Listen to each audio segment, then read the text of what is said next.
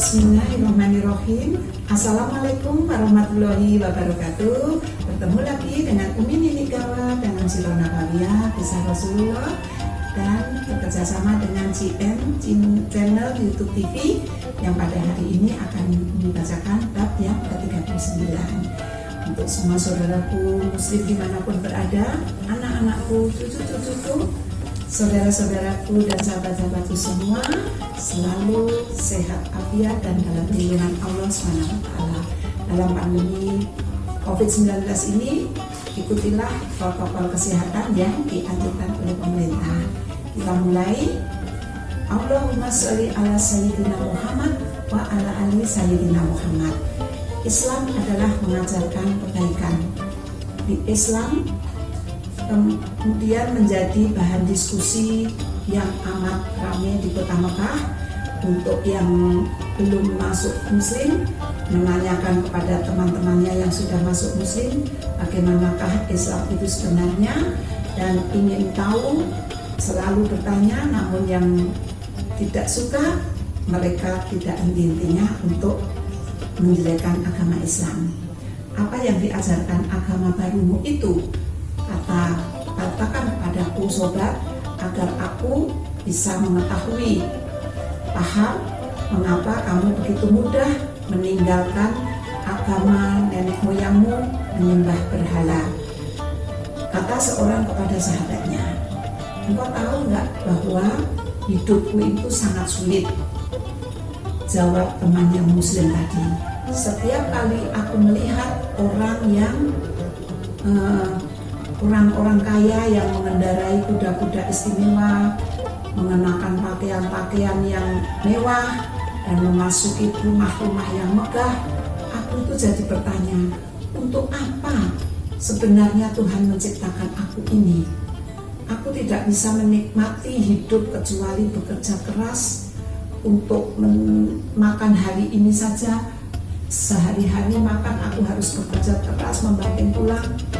Aku tidak tahu setelah aku mati nanti aku akan kemana, aku akan pergi.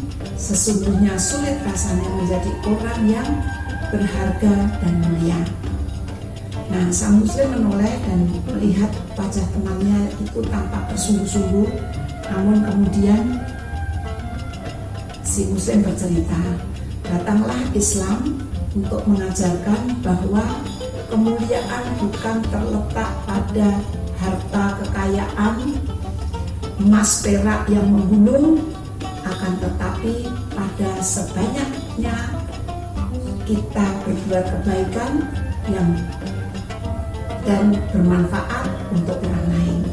Islam tidak melarang kita berdagang, dan Islam juga tidak melarang kita menjadi orang kaya, tetapi Islam mengajarkan bahwa nilai cinta kasih, persaudaraan, tolong menolong, dan kebersamaan berada jauh di atas nilai setumpuk harta. Tahukah engkau, setelah datangnya Islam, aku merasa menjadi yang lebih berarti daripada sebelumnya. Sang teman mengangguk-angguk. Lebih dari itu, lanjut si muslim, Islam mengenalkan aku kepada siapa sebenarnya pencipta alam yang patut disembah. Bukan kita menyembah berhala-berhala yang terbuat dari batu dan diam saja tidak bisa berbuat apa-apa, tidak bisa memberikan apa-apa, melainkan Islam mengajarkan kita hanya menyembah kepada Allah melalui Rasulnya. Allah menurunkan perkataannya buat kita. Coba dengarkan beberapa ayat berikut ini, kata si muslim. Engkau akan tahu bahwa tidak seorang pun penyair yang bisa menandingi atau mampu menandingi keindahan bahasa, apalagi kebenaran isinya. Kemudian beberapa ayat Al-Quran mengalun dari mulut si muslim dan langsung menembus hati temannya yang belum memeluk muslim tadi. Dan si teman yang belum masuk muslim tadi larut dan kian dekat pada kebenaran. Bahkan para musuh Rasulullah pun tidak dapat mengingkari kejujuran Rasulullah. Tirmizi meriwayatkan dari Ali bin Abi Thalib bahwa Abu Jahal pernah berkata, Rasulullah itu sesungguhnya kami tidak mendustakan, tapi kami mendustakan apa yang engkau bawa. Utusan Quraisy, apa yang terjadi dengan muslim yang berhijrah ke Habasyah tadi. Kita tidak bisa membiarkan mereka berlindung di Habasyah, seru seorang pembesar Quraisy. Dengan perlindungan yang diberikan Raja Najasyi, aku khawatir mereka akan bertambah kuat dan membahayakan kita. Maka dikirimlah utusan kepada Raja Najasyi dan sambut pembesar yang lain, bujuk dia, katakan apa saja agar dia memulangkan para pengikut Muhammad itu kembali ke Mekah.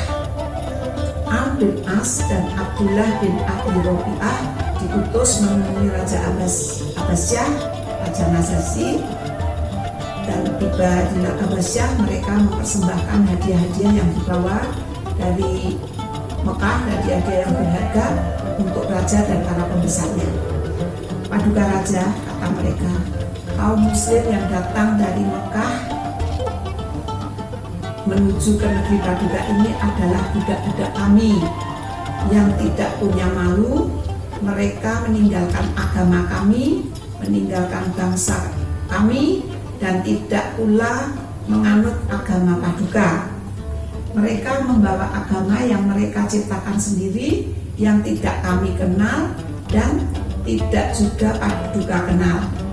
Kami diutus kepada Paduka oleh pemimpin-pemimpin masyarakat mereka, masyarakat itu muslim tadi, dan orang tua mereka, paman mereka, dan keluarga mereka sendiri, agar Paduka sudi mengembalikan orang-orang itu kepada kami.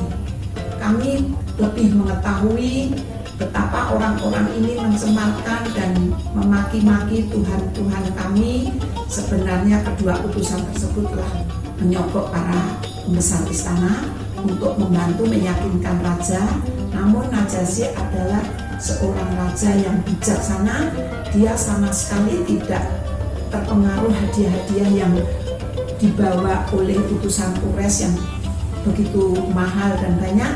Dia tidak mau mengusir kaum muslim kembali sebelum ia mendengar sendiri apa alasan mereka pergi dari negaranya, meninggalkan kota Mekah.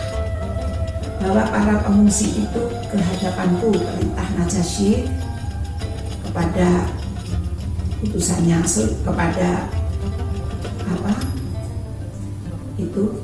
prajuritnya. Seluruh kaum muslim menghadap raja, dan raja bertanya, agama apa yang sampai membuat tuan-tuan meninggalkan masyarakat tuan sendiri, tetapi tidak juga tuan-tuan menganut agama yang saya anut.